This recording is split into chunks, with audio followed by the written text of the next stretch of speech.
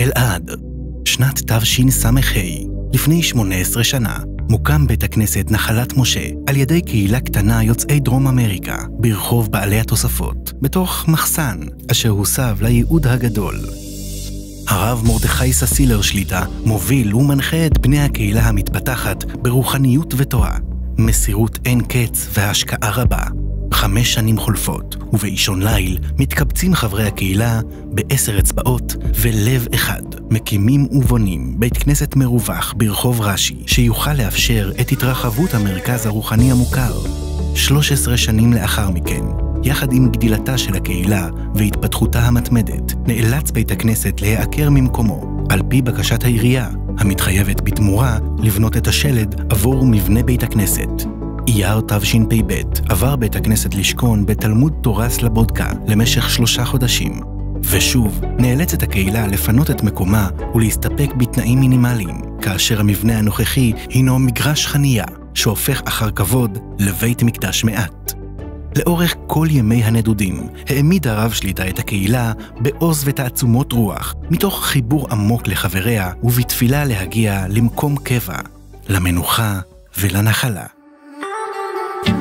בית, עוגן של ביטחון, שייכות, מקור חום וכוח. רגעים שאתה, ופשוט מקבלים אותך כמו שאתה, באהבה. נושם, תואם, אני שומע ורואה כאן במקום הזה את כל מה שהיה ואת כל מה שעוד יהיה רק במקום הזה. אני שייך, הלב נמשך. כל מי שנכנס הנה לבית המדרש, לבית הכנסת של הקהילה הנפלאה הזו, מרגיש חום, מרגיש אווירה, מרגיש רצון של שייכות ושל קבלה מאת מורנו רב הקהילה הרב ססילר. נוצר כאן שילוב מאוד מיוחד. יושבים כאן אשכנזים ספרדים, ישראלים ודרום אמריקאים, אברכים עם אנשים שעובדים. כולם, כולל כולם, מגיעים הנה, מריחים פה את ריח התורה. מי שבאמת רוצה להרגיש שהוא נמצא במקום של תורה, וואו, זה המקום. זה לא משהו שנתפס בשכל, זה משהו שנכנס עמוק בלב.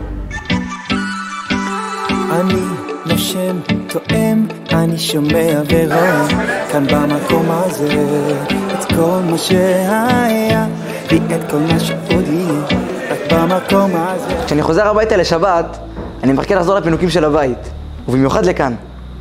הבית הכנסת הזה בשבילי הוא בית רוחני, מקום ונחלה של תורה, בתוך בין הזמנים, או שבת חופשית, לא משנה מתי, אני קופץ.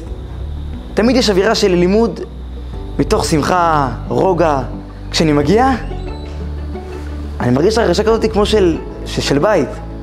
הרב מקשיב לי, כולם מכירים אותי, אני מרגיש שייך כאן, אוהב את המקום הזה. כיף לי לבוא לפה ללמוד באבות הבנים וגם לבוא להתפלל, וזה נחמד אפילו כשהרב רק מחייך ושואל מה שלומי. בית כנסת הזה זה כמו הבית שלי. אנחנו היינו בהתחלת הקהילה בחנייה ברחוב בעלי התוספות, משם עברנו לרחוב רש"י בקרוון, אחר כך ברחוב פנחס בן יאיר בכיתה של החיידר של סלבודקה, משם עברנו באותו רחוב פה בחנייה בתנאים קשים עם רצפה של בטון.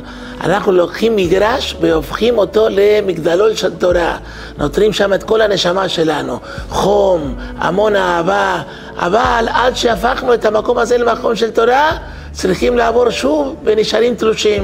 זה כמו להרגיש שאנחנו בלי בית. איך אפשר לחלום ולחשוב על לגדול ולעשות מקום של תורה רציני, מקום שישבו וילמדו יומם בלילה ויגיד תבוא יומם בלילה, וכשמרגישים שאנחנו במקום כל כך ארעי ולא בטוח.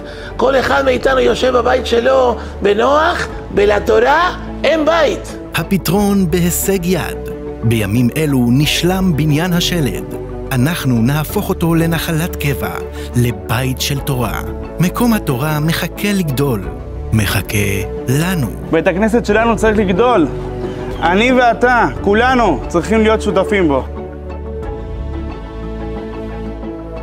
הבית כנסת שלנו חייב לגדול. איך נצליח לבנות מקום של תורה? זה ההזדמנות. אנחנו נמצאים פה, אני עומד פה במקום שהיינו עד לפני חצי שנה, זה היה בית כנסת הארעי שלנו. כל הרצפה הזאת, כל הקירות שהיו פה, ספגו תורה ביראת שמיים, מסירות נפש. יצקנו פה יסודות של תורה. אמנם היריעה הזיזה אותנו מהמקום, אבל זה היה ירידה לצורך עלייה. הנה, זה הבית כנסת שלנו. בעזרת השם, בקרוב, שנזכה להיות בבניין גדול של תורה. היריעה נותנת לנו את השלד, את הגוף. אנחנו, בעזרת השם, ניתן את הנשמה. בניית בית הכנסת מחכה לנו. שיהיה בניין גדול של תורה, של תפילה, של רוחניות. תשמעו, אתם יודעים, אני אוהב תמיד לתת לכם. אבל אני צריך עכשיו את הלב שלכם. נתינה קטנה של כל אחד ואחד מאיתנו, ובונים פה נחלה עצומה.